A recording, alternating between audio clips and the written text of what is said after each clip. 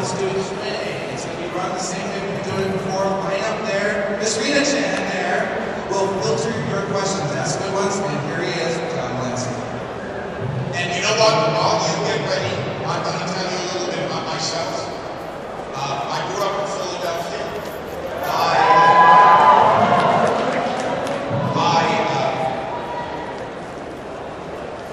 Some of you might know this already, certainly the people in the Star Trek crowd know it, but I grew up in Philadelphia and I ended up slugging out of school a couple of times.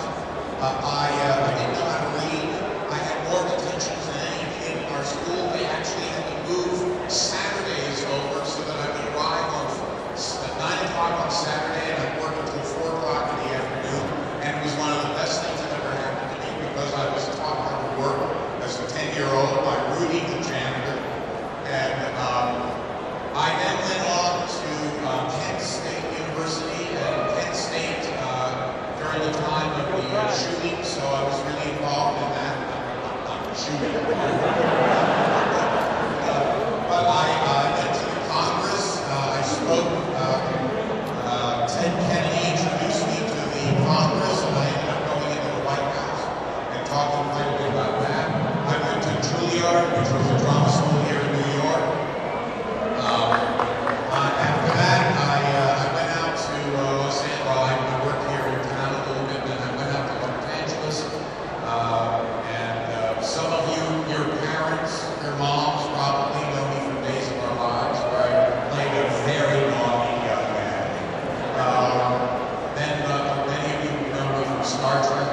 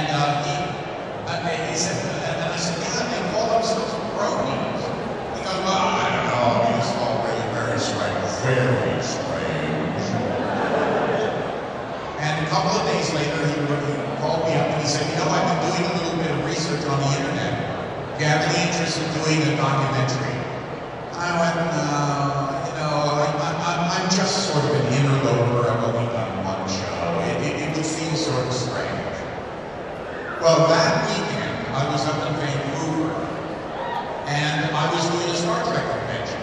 And a bunch of people came up, and they said, "We're bronies."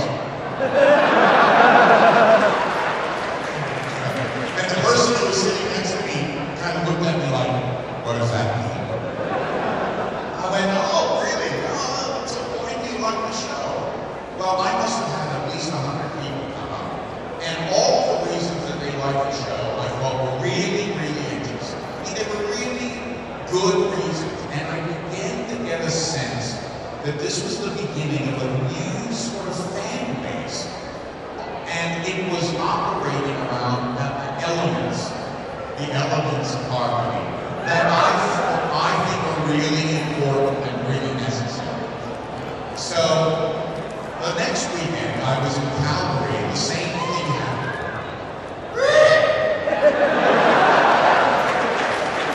And I'm now beginning to get a sense of who the community is.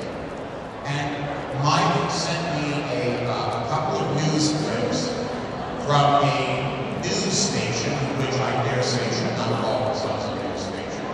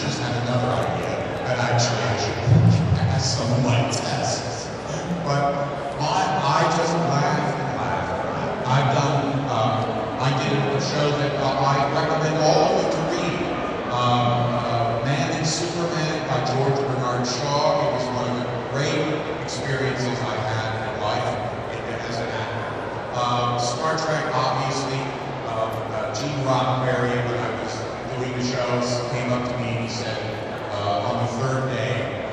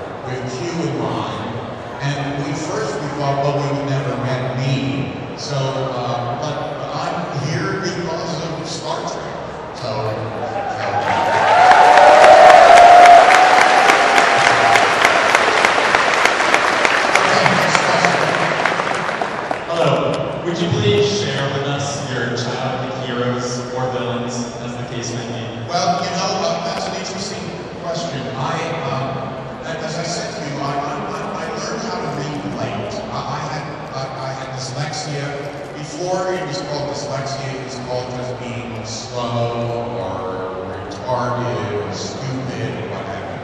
And so it was sort of a stigma. And I finally got to a school where the headmistress said, oh, I think he has dyslexia. Well, no one did anything about it. Nobody knew what to do about it. But I was just happy that they were calling me stupid. So I thought, well, I'm delighted with it. And the first book that I read was Jules Verne's Mysterious Island. And I don't know why, but it's many years ago. I was probably about 12 or 13. I'm reading it right now. And there's so many things about it, that book, that I recognize in my own personality. I remember reading that book back then and being amazed that these guys would look, they're all caught on an island and they have nothing. They have absolutely nothing. And they would look at a bank of like a cliff and they go, oh, there's ferrous oxide there. We'll be able to make iron, this is the clay that we'll be able to make pots with. And I go, oh, I want to be like that. I want to know things like that. I want to be self-sufficient like that. And so that was a book that made a huge impression on me. Another question. Just going to your acting career, throughout you played a lot of devious, cunning characters, Q, Star Trek, Discord, characters from SG-1. I just wanted to know, is that the stage presence you can create, or do you see it as perhaps a reflection of some component of your personality? Well, in the theater, I usually play heroes, okay? But on film, I'm not handsome enough to be the leading man, and I'm not character enough to be the character guy. I tend to play things, I tend to skew things. And I'll just give you a hint about how that works. When you see somebody, let's just use the television, or you are playing a new character comes on. That new character has just a few moments of respite with the audience, because during those few moments, the audience is calculating where the trajectory is of that character, what that character is going to do. Now, that trajectory is written down as well. And what happens is that if you play it exactly as it's anticipated, people can be looking and they go, oh, I feel a little hungry. I'm going to go, I'm going to make myself a sandwich, I'm going to come back. And guess what? They're going to be exactly where I figured they're going to be. So what I began to understand is that if you can fragment that trajectory, if you can just sort of make it so that the audience is never quite sure, the audience might go, I'm really hungry, I gotta go to the bathroom, but I can't leave because I'm not sure if he's going to be where I think he's going to be when I come back, therefore I have to keep on watching. So those are some of the sort of tricks, as it were. I mean, it's not a trick, it's just to make sure that nobody's ever villainous completely. Nobody wakes up in the morning and goes, how villainous can I be? I mean, Hitler didn't look in the mirror going, I really want to be a terrible monster today. And even villains approach their day with thinking they're doing the right thing. So, one of the things in which, since I have a high forehead and a low voice, which of course makes me a villain, I began thinking, how can I play these roles in such a way so that we actually appreciate where the villain's coming from, where we would go, well, I agree with some of what he's saying, I just don't agree with the way he's doing it. Well, that means that you start to elevate the villain into hero status or anti-hero status, as opposed to just being a foil to make the hero look better. I'm sorry for this very long-winded explanation.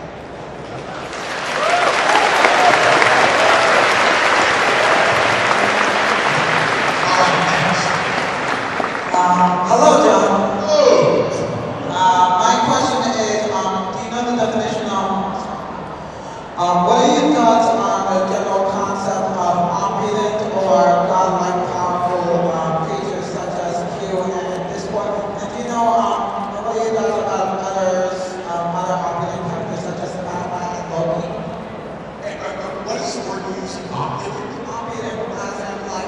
godly power and manipulation? Well, you know, in literature, there are so many characters like that, and I just think it's something that people really enjoy. One of my children, when he was very young, he came down the stairs and he just had what we thought were a pair of underwear, okay? And he went, I have, and it was named except for the underwear, I have power, I have Spider-Man power. And then he took the underwear off and he went, Superman, and now I have Superman power. And I looked at him, and now I have Incredible Hulk power. I am 3 times powerful.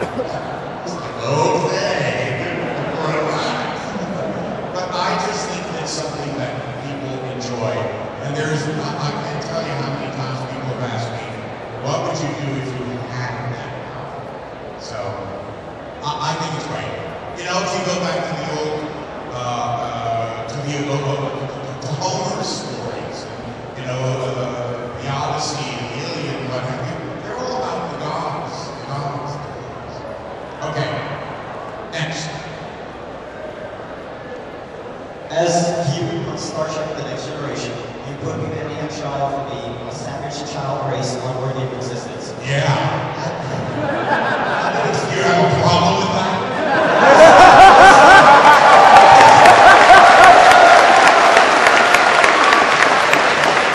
Having experienced the broken phenomenon, would you say it would have restored your faith in humanity? Yes, that's a good question. Having experienced the BroNY community, I can say it's a happier, gentler community. And thank you.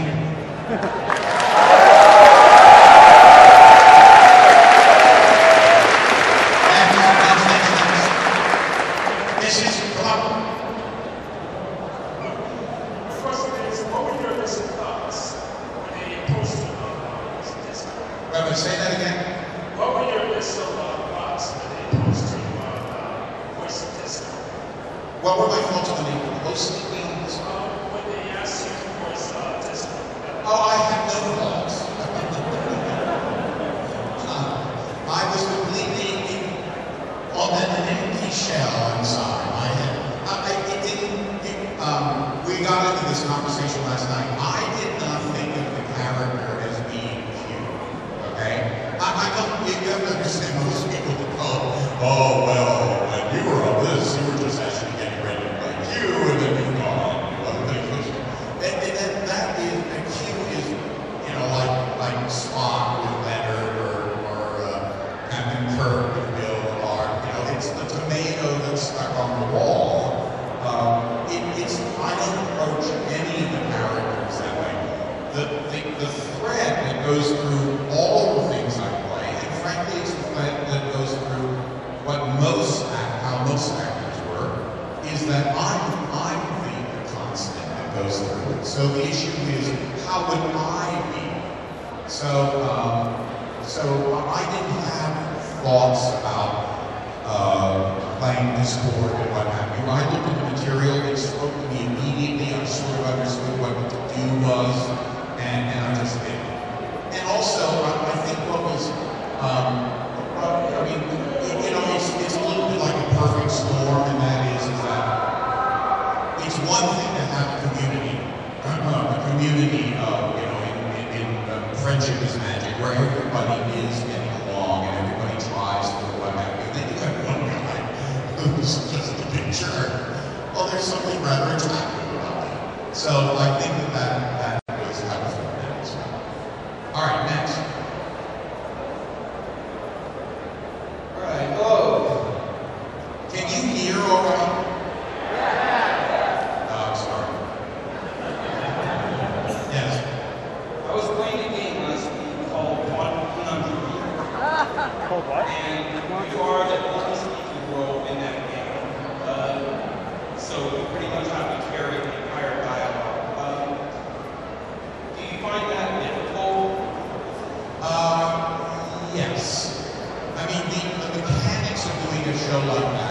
are that you get 3 days of 4 hours a day of one-liners, where you do not have in your head really what's going on. You have to keep on going, what is going on? What's happening here? What's this and what's that? It is exhausting, and you don't have the energy of working with other actors or a script that you understand in the same way that a normal script has stories.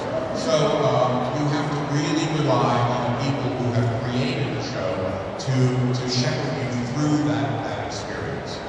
Next.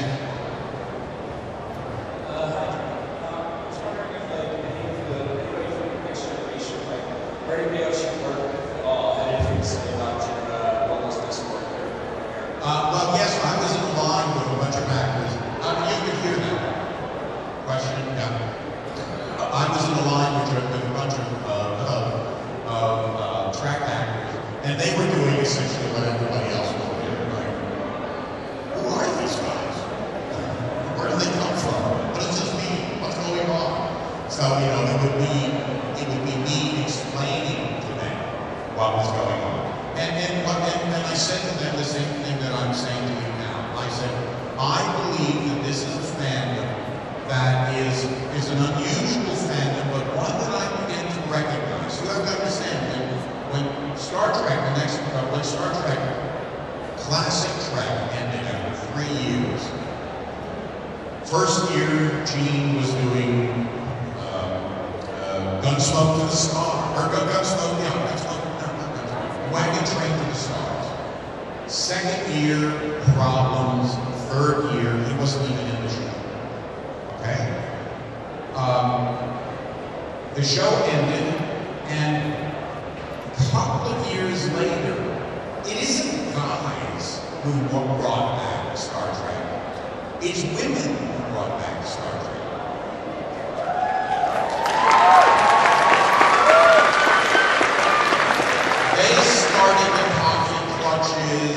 And the meetups in restaurants, and the writings that began to become overwhelming.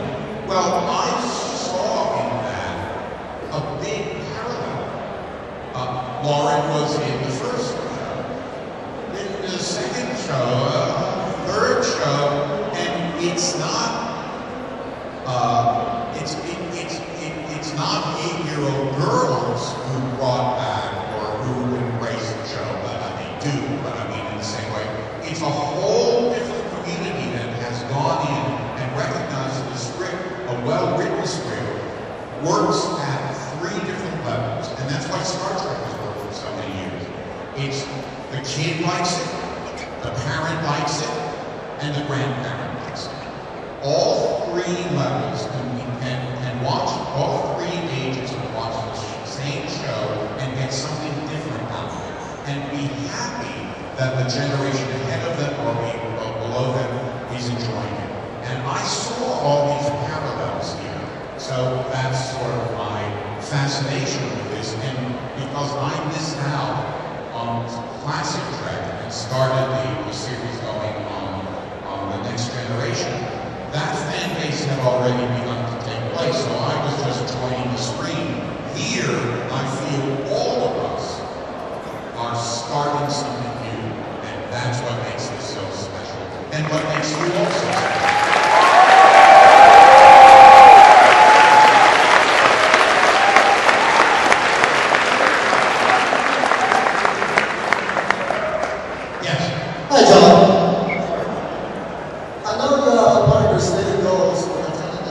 Convention was to learn more about the movie as a whole. And now that you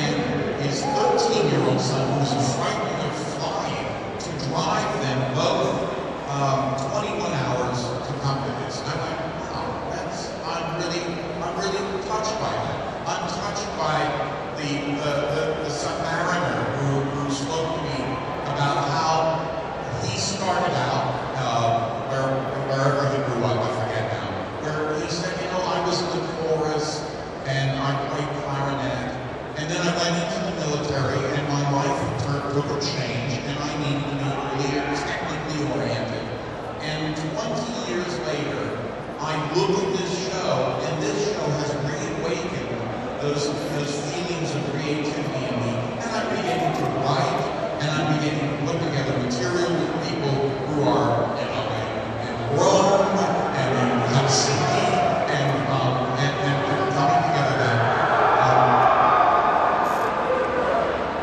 It's the gladiator of science. So there are so many. I mean, I'm kind of tired and a little overwhelmed, but I'm hoping, I know that the documentary that you will see will be sort of a distillation of all of these.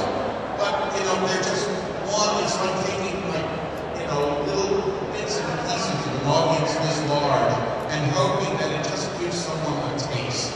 I love the fact that we got emails from people saying, will I be able to show this documentary to my parents? I'm like, yeah, you will. Yes, you will. You will, and you will be proud. Next question.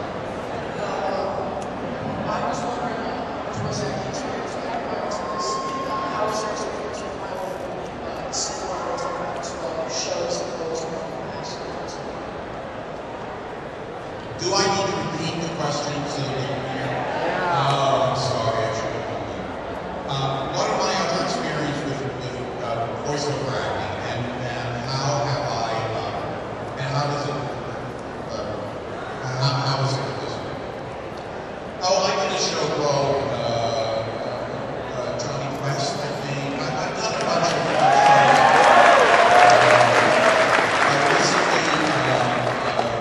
Assassin's Creed.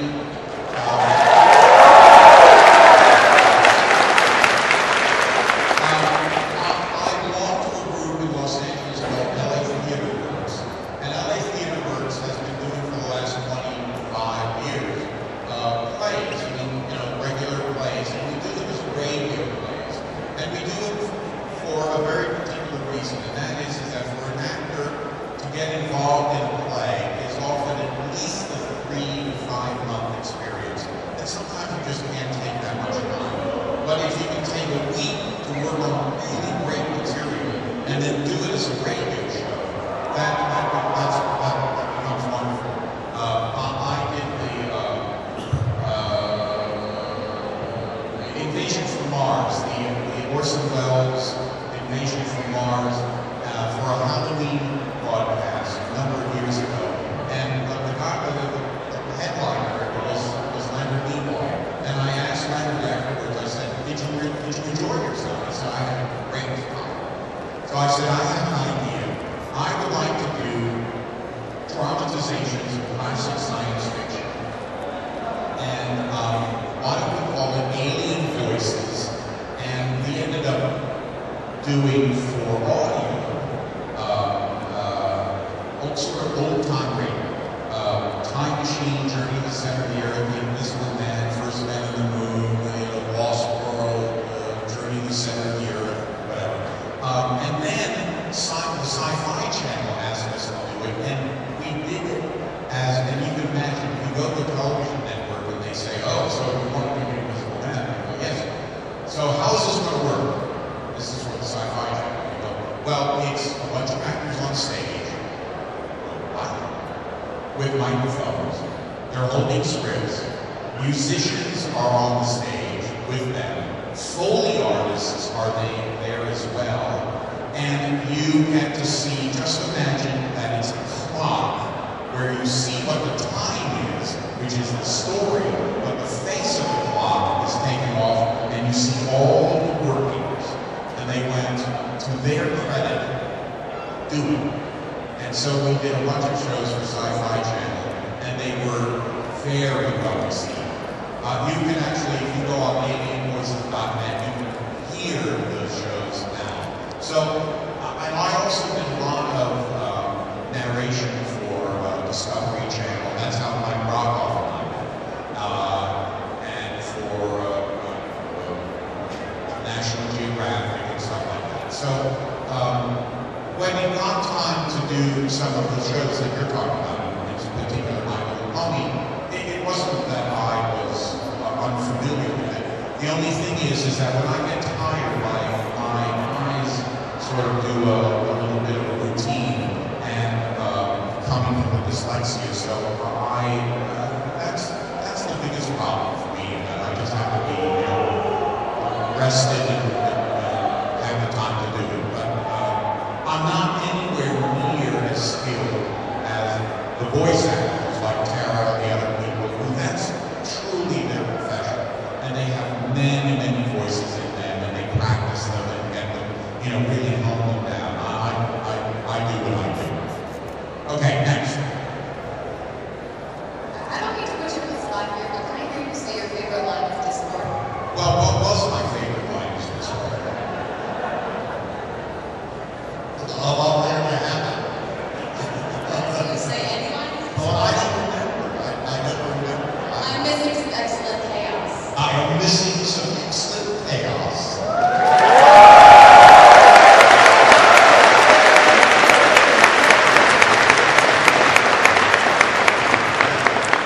Yes. Hey there. I was wondering if, based on your experience with the Running Band and after voice acting with Discord, did you have any idea if you want to continue doing voice acting for cartoons? Outside of this LLB, maybe you don't want to do it? I love cartoons, okay? And I love doing voice acting. I love it. The joke is in our business is that it's one of those great jobs because you never actually have to dress up for it. You just roll out of bed, looking like you usually do, and you go in and you do it. I love the challenge. It's great fun. So the answer is yes. Next one. I was wondering if there was any projects that were coming up that you could talk about, maybe that we don't know about. I just finished I finished a show. I do a lot of symphony orchestra work. I created a bunch of shows for symphony orchestras about Schumann and Schumann and Prokofiev and Stravinsky and what have you. I also was the host of the children's concert for the LA Phil. My father was a musician with the Philadelphia Orchestra, so I really grew up with classical music. And I've done all the major narrations, Peter the Wolf, and tons of narrations. But there was a new narration that came up, which I really think is one that you will particularly enjoy. All of us, you all know Dr. Seuss, right? Okay. The speeches, you know how many of you know the story of the speeches? It's about tolerance and intolerance.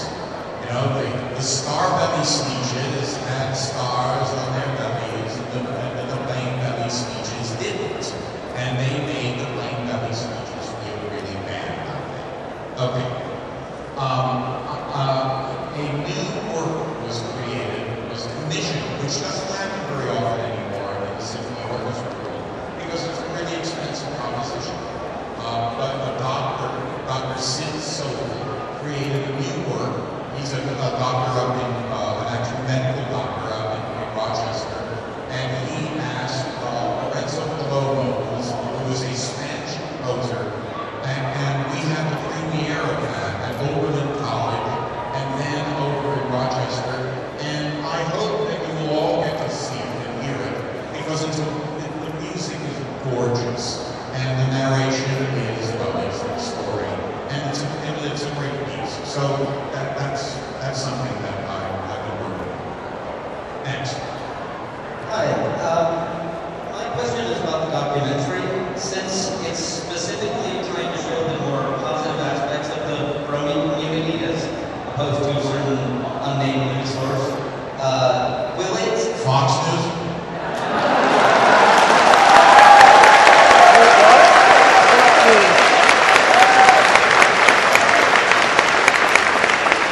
It's like a named news source. Will it acknowledge the more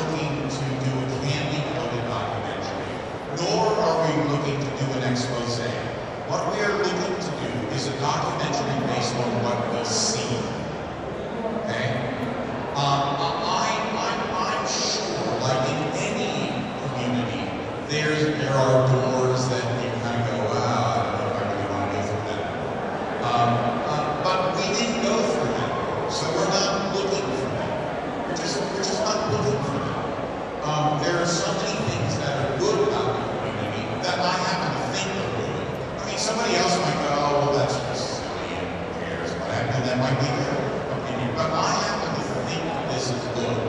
I happen to be somebody who feels that, when you send people to government, to work in the government, it should be to make things better, not to make things worse. And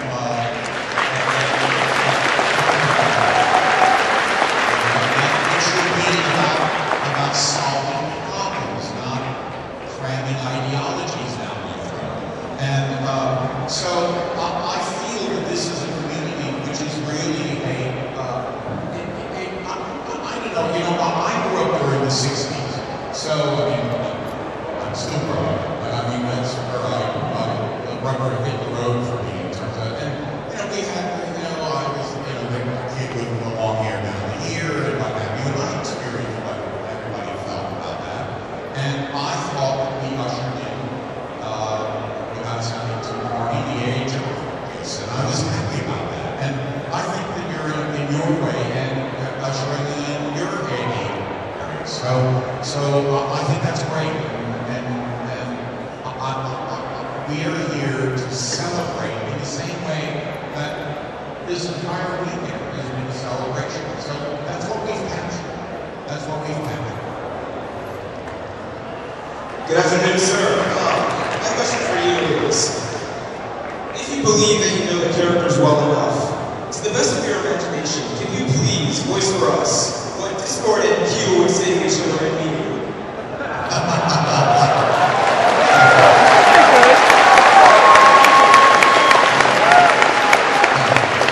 It would just be like talking to myself, right? I don't know what they would say. Probably. I have no idea. I'm looking at this one.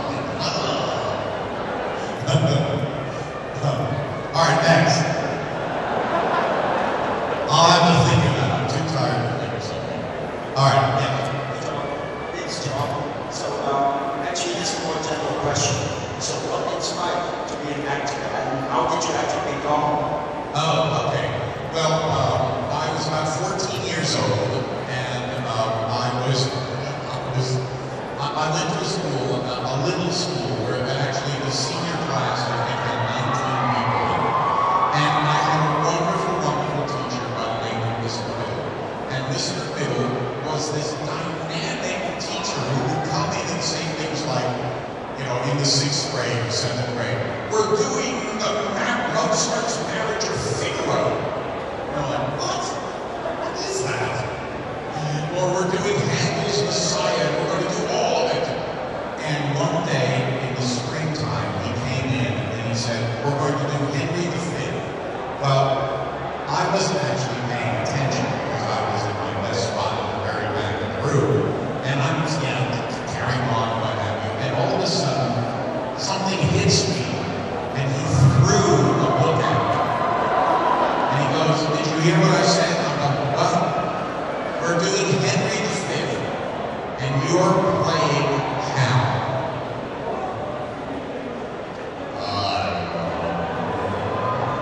So I went home and I had to start to read Shakespeare. Not easy. And then I had to start memorizing it, which really wasn't easy. And then I performed it 2 months later in June at our little end of year performance. And there was a man there who had come to see his granddaughter, and his name was Matthew Black. He was the editor of Pelican Shakespeare's, which are still around.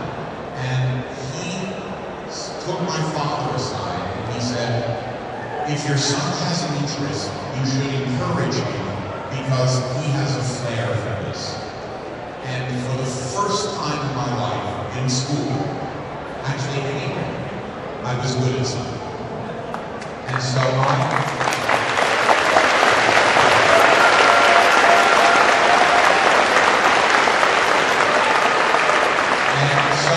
grabbed onto that like the lifeline that it was, and I was very fortunate. By the time I left high school, I had done Romeo and Juliet and I don't know, 12th Night, and my last performance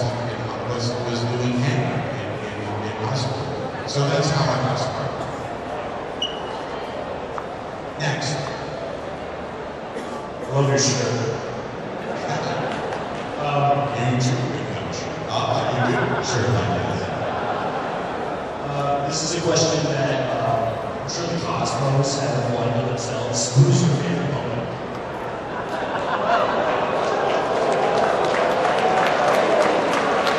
Well, I have a ready answer. I consider myself a poet.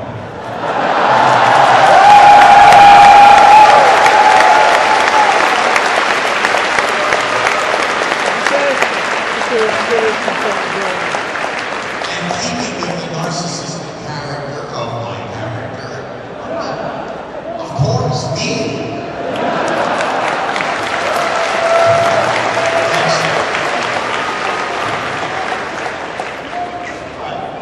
First of all, I just want to say I'm a big fan of yours. Star Trek, watching Day, the videos in, of course, my question is, I know you said you just recorded our two basically related characters, but would you still like to being solo caring? What's the difference between channeling the character of Q and channeling the character of Discord? Well, it doesn't work that way, and I know that the audience thinks it does. When you look at material, you don't think, how did somebody else do it? You think, how would you do it? Okay? So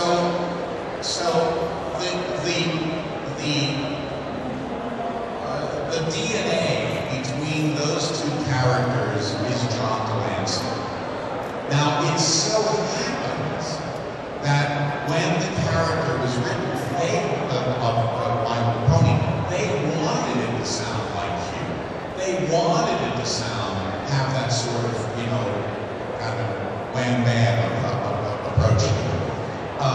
But that's not how I thought. But because the material spoke that, that's what I gave it. I mean, those of you who've seen me on Breaking Bad, right? Very different character.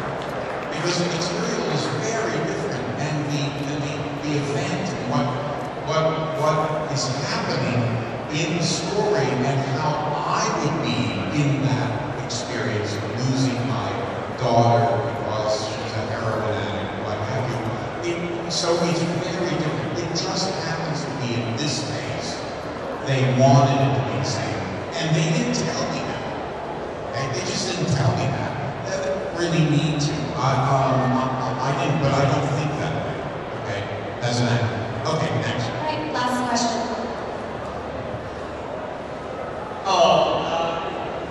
We're all here today because of My Little Pony, and I'm wondering if it's okay if we celebrate it by singing the My Little Pony theme song for you.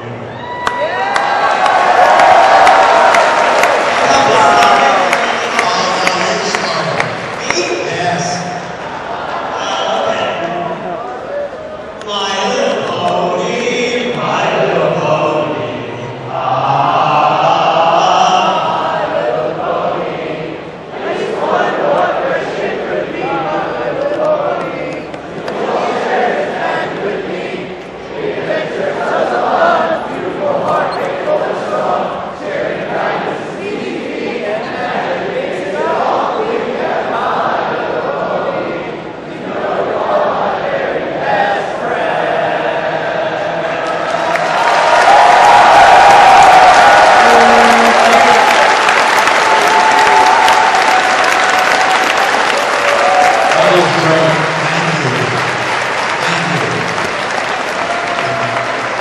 Have a good time. I don't know who's up